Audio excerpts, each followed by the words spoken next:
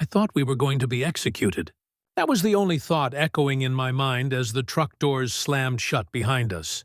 It was July 1945. The war had ended, and we were the defeated. Women, Germans, prisoners. They had told us America was merciless, that if we were fortunate, we'd be shot. If not, humiliated, tortured, starved. And now we were being taken somewhere deep in Texas. I didn't even know where that was on a map, only that it was blistering hot. So hot the truck's metal walls scorched your fingers when you touched them. Then we stopped. The doors groaned open, and I braced for the worst. But instead of shouting soldiers or snarling dogs, I heard hooves, laughter, a man's voice with a strange, lazy drawl saying, "You ever ride before, Freen?" Blinking into the sunlight, I saw a man wearing a wide hat, boots, and a lasso at his side. He looked like something straight out of a movie. A cowboy. That's when it struck me. We weren't entering a prison. We were in Texas, and somehow the Americans were going to teach us how to ride horses. Before I ever set foot on American soil, I had been trained to fear it. Not just as a nation, but as an idea. We were told the United States was a land of chaos and cruelty, where people stuffed themselves while others starved, where women were degraded, not respected, where the army thrived on sheer violence. We'd heard countless stories, awful ones, about what the Americans did to captured Germans. "They strip you naked," one officer whispered during training. "They make you march before crowds. They laugh while you freeze, while you beg." No one spoke. We all listened, wide-eyed, and none of us dared question it. In the Reich, obedience wasn't optional. It was survival. I wasn't a soldier. I had no medals. I never fired a rifle. I was a Helferin, an auxiliary assigned to a Luftwaffe communications unit. I handled switchboards, laid cables, typed reports. But even for women like me, the enemy was absolute. American bombs had already flattened cities. Hamburg, Dresden. What else would they destroy once they had us in their hands? By spring 1945, everything had fallen apart. Hitler was gone. Berlin was rubble. We tried escaping south, hoping to surrender to the British. But the Americans reached us first. They came in tanks, yet what struck me most were their faces. Young, sunburned, weary. They didn't shout. They didn't hit us. They just pointed toward the trucks and told us to climb in. Some girls cried. Others didn't react at all. It was like drifting through a nightmare. Distant, unreal. For a while, they kept us in a temporary camp near Reims. Then came the news. We were being shipped to the United States. The United States. As if capture wasn't terrifying enough, now we were headed into the lion's den. That night, no one slept. Renate, a girl from Leipzig, prayed aloud in her bunk. Another girl from Munich asked if they'd shave our heads. "They'll brand us," someone muttered. "They'll tattoo numbers on our arms like we did to others." A rumor spread that American guards made German women crawl through mud, barking like dogs. I didn't believe it, but I didn't dare say so. One girl tried to cut her wrist with a broken spoon. It failed. Another fainted during roll call. We were unraveling before we even boarded the ship. The voyage across the Atlantic took weeks. We were crammed into the hold of a Liberty ship, watched but not abused. Still, silence filled every corner. No one laughed, no one sang. There were no jokes, no gossip, no hopes, only dread. Every meal felt like it could be our last. Every step on deck felt like a march toward punishment. I remembered what our propaganda instructor had told us back in 1943. Americans are soft on the surface, but rotten with hate inside. They smile when they shoot. That image haunted me as our ship reached New York Harbor. They put us on trains next, through American towns that looked nothing like what we'd imagined. No riots, no flames, no angry mobs crying for vengeance.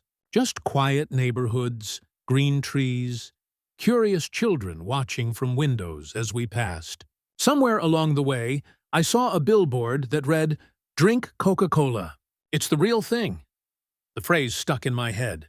It was so casual, so normal, as if the war had never happened. But I still couldn't trust it. I waited for the kindness to vanish, for the Americans to reveal their true faces. Instead, they took us to Texas, and that's where everything I believed began to crumble. Texas. Even the name sounded foreign, dry, dangerous, full of men who shot first and talked later. That's how it had always been portrayed in German newsreels. We'd seen footage of lynchings, riots, and ghost towns where cowboys galloped through dust storms. To be sent there felt like exile to another world. But the strangest thing was this. There were no cages, no shouted orders, no mobs, just open land. Endless land, a sky so vast it made you dizzy. The heat hit like a blow, thick, heavy, and alien, the kind that clings to your skin and makes every breath shallow. I remember stepping off the train and squinting into the sunlight, expecting rifles. Instead, a man in jeans and a flannel shirt was chewing on a toothpick. He tipped his hat and said, "Welcome to Hereford." We had arrived at Camp Hereford, one of the lesser-known POW camps in Texas that, unbelievably, held a few German women by war's end. Most of the men had already been processed, but we were different. They didn't quite know what to do with us. That first day felt unreal. They gave us real food, eggs, toast, coffee, not thin soup or stale bread, but proper meals. I hadn't seen butter in over a year. There were showers with hot water. We were issued clean clothes, soft cotton, not rough uniforms. Our beds had sheets, pillows, and then came the first shock that really rattled me. They let us walk around unsupervised, not far, just within the fenced area of the camp. But still no one followed us with bayonets or screamed at us in English. The guards joked with each other. Some even nodded at us when we passed. One handed me a peach and said, "Bet you never had one of these back home." I hadn't. Not since before the war. It felt like a trap. Back in Germany, kindness was often camouflage. You smiled when you wanted something. You gave when you were planning to take more later. So I didn't trust it. None of us did. We whispered about it at night. "They're softening us up," Renetti said before interrogation. But interrogation never came. Instead, they offered us riding lessons. Yes, horseback riding. A group of local men, volunteers from nearby ranches, started coming into the camp to give us something to do. They weren't soldiers. They weren't officers. They were Texans, real cowboys with sun-shed skin, wide grins, and the kind of easy confidence that made everything seem like a joke. One of them, Frank, wore a hat so large I thought it was a costume. He walked with a slight limp, probably from some rodeo accident, and always had a piece of straw in his mouth. The first time he approached me, he asked in slow, careful English, "You gals want to ride?" I didn't answer. "None of us did," he tried again. "It's not a trick. We're just teaching, not rounding up cattle." That made a few girls laugh nervously. Finally, one stepped forward and said she'd try. The next morning, we were in a makeshift corral with actual horses, tall, muscular, intimidating. I'd seen them before, of course, in pictures and parades, but never up close. Frank handed me the reins of a chestnut mare named Ruby. I froze. I didn't push. He just said, "You got this, Frine," and stepped back. My hands trembled as I reached out. The horse's nose was warm and soft. She blinked at me like I was just another curious creature. For a moment, the war disappeared. There was only me and this enormous, breathing animal, a piece of life untouched by politics or flags. I climbed on clumsily and nearly fell. Frank caught the saddle with one hand. "Relax," he said. "She won't bite unless you do." That made me laugh. Actually, laugh. I couldn't remember the last time that had happened. Over the next weeks, it became a routine. We learned to ride slowly at first, then with more confidence. Some girls took to it naturally. Others fell off more than once. But the cowboys never yelled, never mocked. They corrected gently, laughed with us, and taught us how to balance, how to steer, how to move with the horse instead of against it. They brought guitars sometimes, taught us songs with strange names. Home on the range, Don't Fence Me In. Deep in the heart of Texas, we sang in broken English, clapping along under the big sky.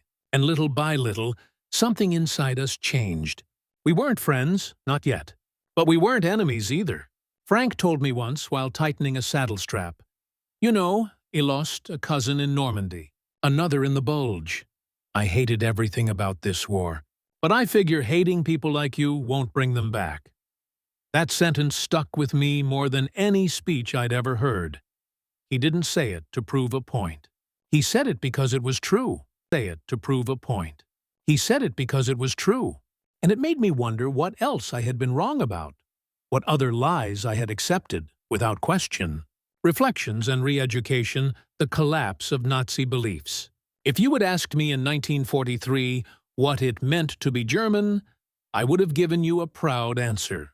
Discipline, order, loyalty, superiority. That's what we were raised to believe. What we were taught in school, in training, even in childhood lullabies. We weren't supposed to feel uncertainty.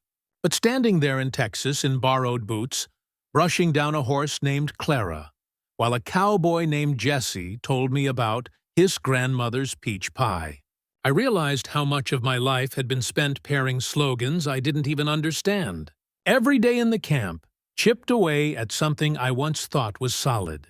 At night, I would lie on my cot, staring at the wooden ceiling above me, thinking about the lessons we used to recite. The Führer is always right. Enemies are inhuman, compassion is weakness. But where was the cruelty here? Where was the vengeance I was promised? Instead, I watched a guard named Mike teach Renate how to play chess. I saw one of the nurses smuggle in a magazine for Hilda, who missed fashion. I even saw one of the cowboys slip a chocolate bar into a girl's coat pocket, just because she said she missed the taste. And I began to realize the Americans weren't trying to break us. They were trying to reach us. The food was better than anything I had eaten in months. Not fancy, but plentiful. Potatoes, corn, chicken, always enough for seconds. One afternoon, a delivery truck brought crates of fresh oranges. I had only ever seen them in pictures. I remember peeling mine slowly, breathing in the citrus scent like perfume. It felt decadent, dangerous, as if I hadn't earned it. That's when it truly hit me. This country could afford to give luxury to its enemies. Not just physical abundance, but emotional generosity. One evening, a Red Cross volunteer brought us books in English and German. Shakespeare, Mark Twain, even Goethe. She smiled as she handed them out. And when I asked, "Why do this for us?" she shrugged and said, "Because someday this war will be over, and you'll remember who treated you like a human being." That sentence stayed with me. I had grown up believing mercy was for fools, that enemies had to be crushed completely. But the Americans weren't trying to crush us. They were trying to rebuild us, not with propaganda, but with proof. Frank said something to me one morning after a writing session. We were cooling down the horses, and I asked him why he volunteered to help prisoners. He took a long time to answer. Then he said, "My daddy fought the Kaiser in the last war. Came home and said, 'You don't fix hate with more hate. You fix it by showing folks there's another way to live.'" That sentence cracked something open in me. Another girl, Marta, had been a true believer, proud member of the League of German Girls, raised in a household that worshipped Hitler. She used to scold us for singing American songs. But one afternoon, after a long conversation with a nurse about the American Constitution, she sat with us around a fire and asked, "What if they weren't lying? What if we were?" No one answered her. We didn't need to. We were all thinking the same thing. Because for the first time, we weren't afraid of punishment. We were afraid of who we'd become if we kept believing the lies. It was subtle at first. A girl would tie her scarf differently. Another would ask for help pronouncing an English word.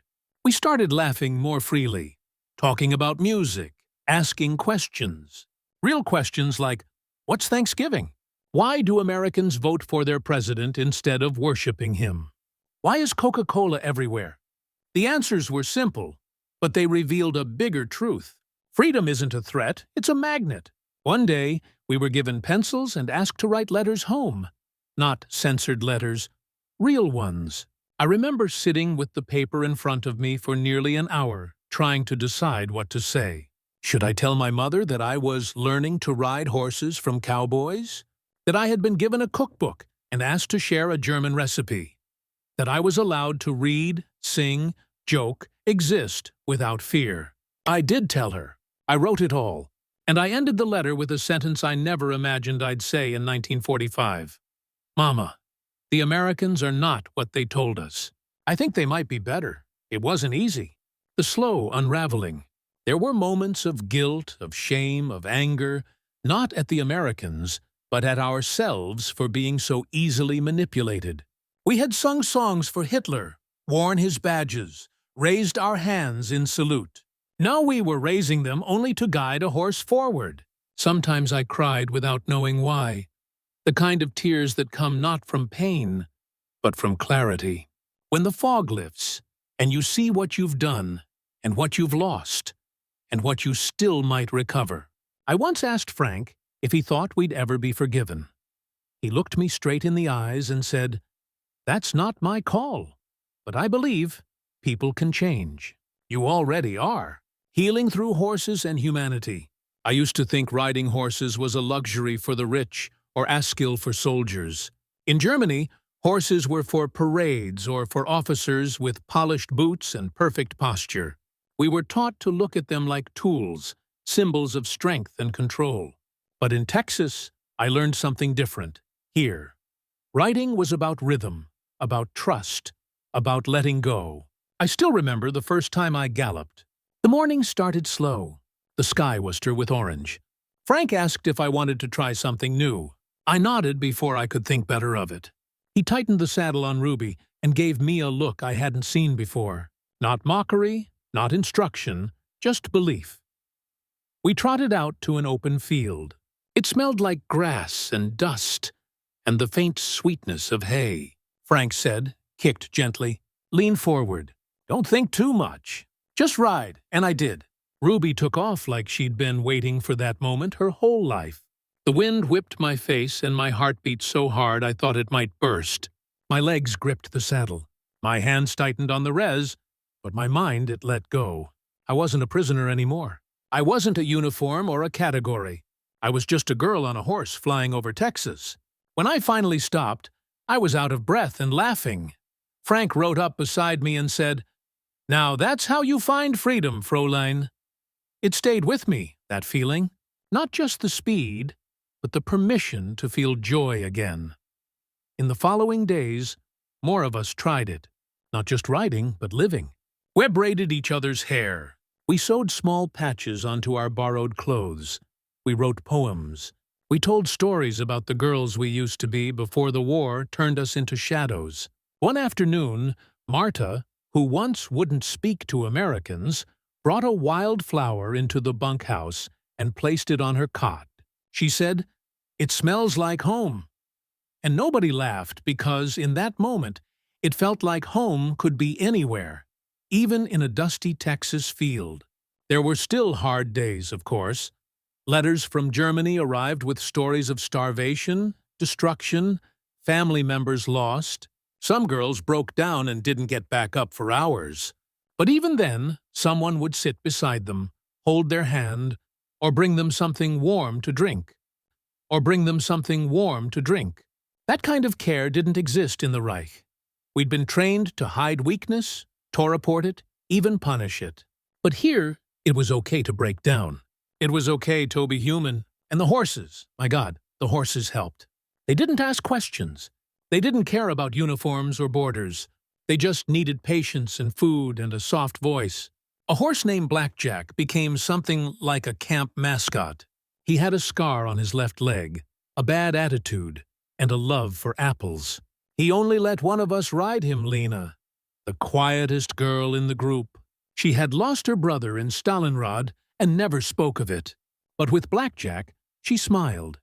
She even sang once. A lullaby. None of us said anything. We just listened.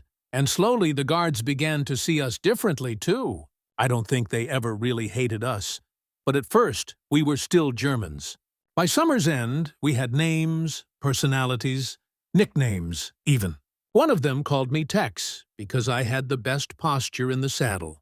I pretended to hate it, but I secretly loved it. We cooked meals together once, real meals. A cultural exchange, they called it.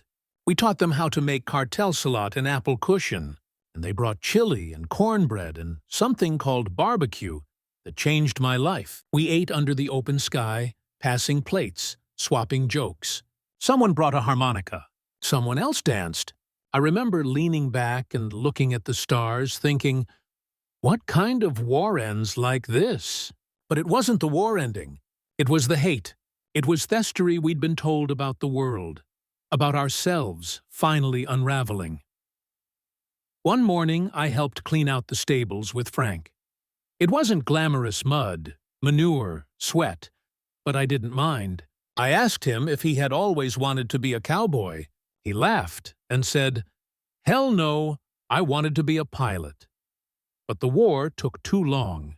By the time I got my license, it was over. So I came back to dirt and horses. Turns out they're better company than engines. I asked him why he never joined the army. He said quietly, "Because I didn't want to kill someone's brother just to prove mine was braver." There was a pause. Then he said, "You think different now?" I looked at him, at the dirt under his fingernails, the sweat on his brow, the kindness in his eyes. "Yes," I said, "I think I'm becoming someone new." Goodbyes, letters, and the long ride home. The notice came pinned to the mess hall wall, typed in English and German. Plain, official, emotionless. All prisoners scheduled for repatriation in October must report for processing by Monday. We stared at it in silence. 4 months. We'd longed to go home, dreamed about it, counted days, prayed for it. But when the order came, something unexpected happened. We didn't cheer. We stood there unsure. Because by now, this dusty, strange land, the land of cowboys and oranges, of guitars and kindness, had changed us. Texas had become something no one expected. A refuge, a kind of peace. Renate was the first to cry. "I don't know who I'll be when I leave," she said softly. Marta nodded. "And I don't know what I'm going back to." None of us did. Germany was rubble. Letters from home spoke of hunger, fear, revenge. The cities were burned out. The old world was gone. And the new one hadn't yet begun. One girl, Elsa, whispered what we were all thinking. What if we're the Nemi there too? Still, we packed. The Americans gave us suitcases, modestones, canvas with leather corners. They let us keep the clothes we had altered, the photos we'd taken, the books we'd been given. Some even handed us notes, short letters of goodbye, of luck, of hope. Frank gave me a small leather notebook. Inside was a photo he'd taken of me on Ruby. Mid-trot, hair flying, eyes wide. Below it, he wrote, "You didn't just learn to ride. You learned to let go. Don't forget that." I nearly did. I nearly broke in that moment. We spent the last few days in quiet routines, cleaning bunkhouses, brushing down the horses, writing final letters. One afternoon, a Red Cross volunteer handed out paper and said, "Write to someone who needs to know what you learned here." Some girls wrote to their mothers, others to brothers they hadn't seen since the Eastern Front. I wrote to my future self. Signed 16/20/29. Dear Lieselot, don't forget what it felt like to be free. Don't forget that the enemy you feared once brought you a peach. Don't forget that kindness is stronger than flags. Don't forget the sound of hooves. And don't ever, ever forget Ruby. The last night we gathered around a campfire. It was just us and a few of the cowboys. Someone brought a guitar. Jesse sang, "I'll Fly Away," in that slow, aching voice of his. We didn't know the words, but we hummed along. Someone passed around a bottle of soda, Coca-Cola, of course, and someone else said, Topies. No one toasted loudly. We just nodded, clinked the glass quietly, and stared into the flames. I wanted to say thank you, but it didn't feel like enough. So instead, I just looked at Frank and said, "You changed the way I see the world." He didn't answer right away. Then he tipped his hat and said, "Good. Now go change it." We boarded the train the next morning. As it pulled away, the men stood by the fence, hats on, arms crossed, watching. Some waved, some didn't, but all of them were there. I kept my eyes on Frank as long as I could, and when I finally couldn't see him anymore, I opened the notebook again just to feel like I hadn't truly left. What the war took and what it gave back. I stepped off the ship into a broken Germany. It didn't smell like home anymore. It smelled like ash, like mud, like hunger. The cities were gray. The people were grayer. Everyone moved like ghosts. Quiet, careful, hollow. Buildings stood like skeletons. Windows shattered. Roofs open to the rain. Posters of Hitler were gone. But the fear lingered, clinging to walls, to whispers, to memories. I went to my childhood home. It was half standing. My mother was alive, but aged beyond her years. We embraced for a long time without words. Then she pulled back and asked, "Were they cruel to you?" I shook my head. "No," I said. "They were the opposite." She didn't understand. How could she? Most people didn't believe me when I spoke of Texas, of horses, of peaches, of cowboys who called us by name, of guards who shared their lunch, of Red Cross nurses who brought us books and asked us about our dreams. They assumed I was making it up, trying to forget the war by rewriting it. But it happened, all of it. And over time, I stopped trying to convince people. Not because it didn't matter, but because I realized something deeper. The true victory didn't belong to tanks or treaties. It belonged to moments of compassion. To every time someone chose humanity over revenge, I went on with my life. I became a school teacher. I married. I had 2 children. I never erased the memory of the war, but I never allowed it to define me either. In 1972, I returned to America for the first time, a kind of reunion for former prisoners who had once been held in Texas. Some of us came by plane from Germany, others from small towns across the United States, because, believe it or not, a few women never went home. They stayed, married Americans, and built new lives in the very place they had once feared. Frank was there, older, slower, but his smile unchanged. He handed me a small wooden box. Inside was a horseshoe from Ruby. "I kept it," he said, "just in case you ever came back."